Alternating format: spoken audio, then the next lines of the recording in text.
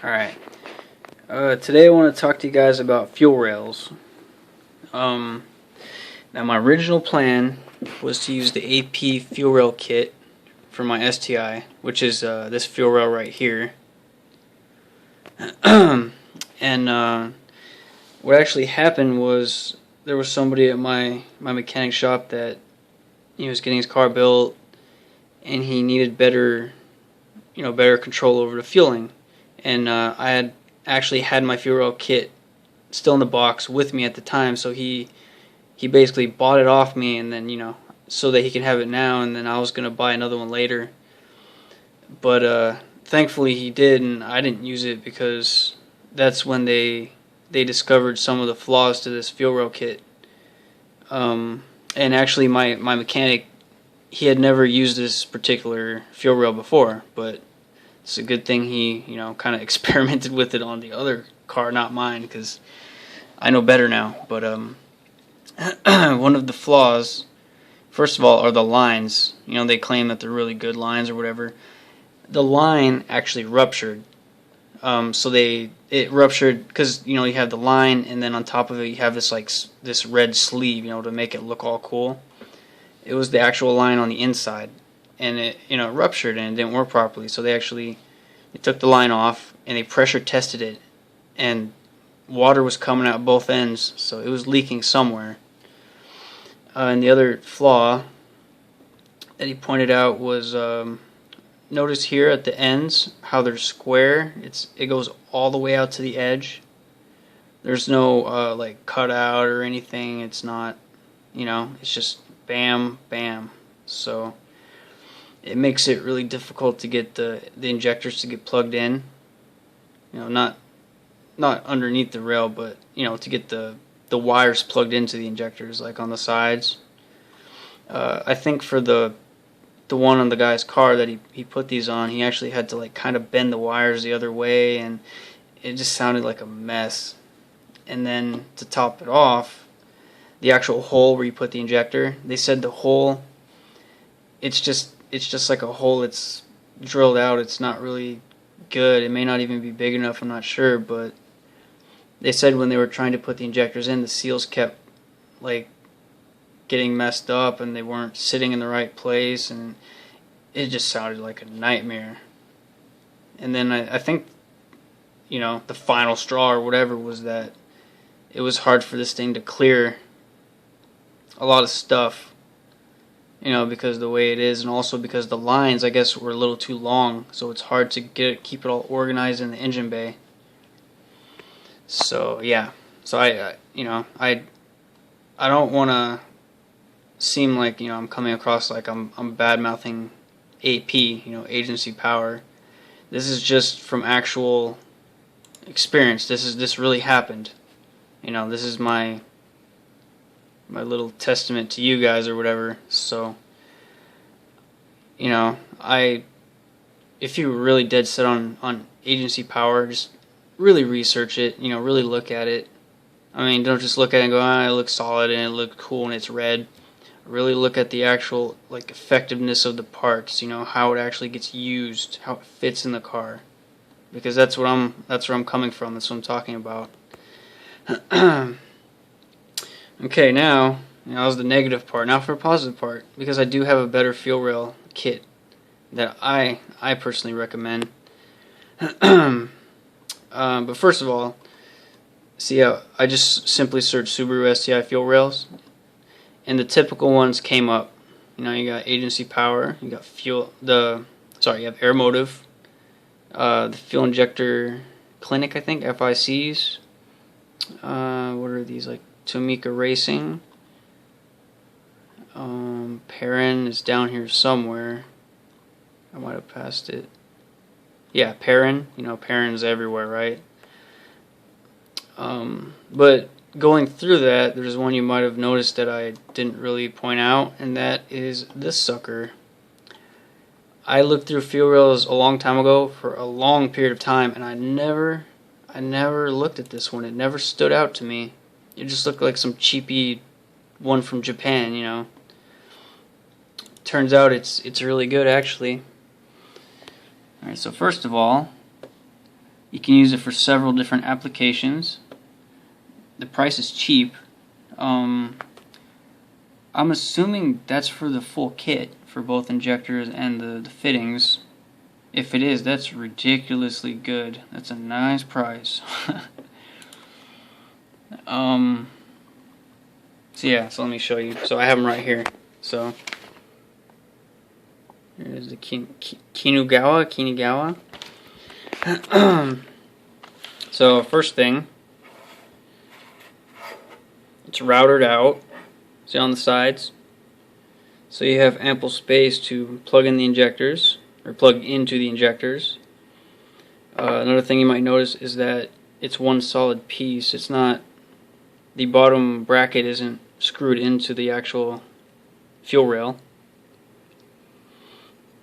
And it's also routed out here in the back, so I'm assuming it's made to be able to clear more stuff. You know, maybe the turbo inlet or something. I know it can get kind of cramped when you're installing these.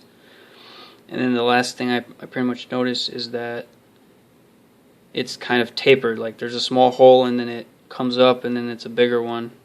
Whereas the AP fuel rails, it was one size all the way through. I'm assuming that's for pressure reasons. I'm not sure though, but I think my mechanic's, he's used these on cars already, because he's actually going to try to get with this company and try to like buy these in bulk. You know, just use these all the time. So you got one here, another one, and then it comes with the and fittings for each side of the fuel rails. And it also comes with these rubber bands that fit like right here where the gap is to help seal it, so you know, no leaks.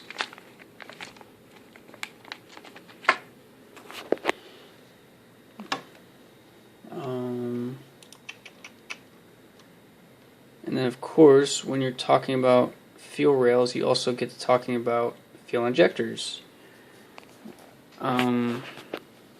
See, I don't want to like badmouth anybody, but from what I understand, Dechworks or Deshworks or however you pronounce it, a lot of their injectors are refurbished. From what I understand, you know.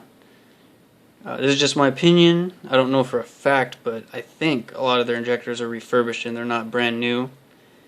And I know my mechanics come across the problem where the fueling was messed up and it turned out it was the Dechworks injectors. As soon as they switched them out, it worked fine. So, you know, my opinion, my advice to you guys, if you're going to buy bigger injectors or different ones, you know, either avoid Dechworks or really research them well before you buy them. But I mean, there's other ones. You know, you have Injector Dynamics, you have the FICs, the Fuel Injector Clinics. What are these? I don't even know what these are, but they're probably better than Dechworks. Oh no, those are Injector Dynamics. Never mind. I just didn't recognize the logo on the block.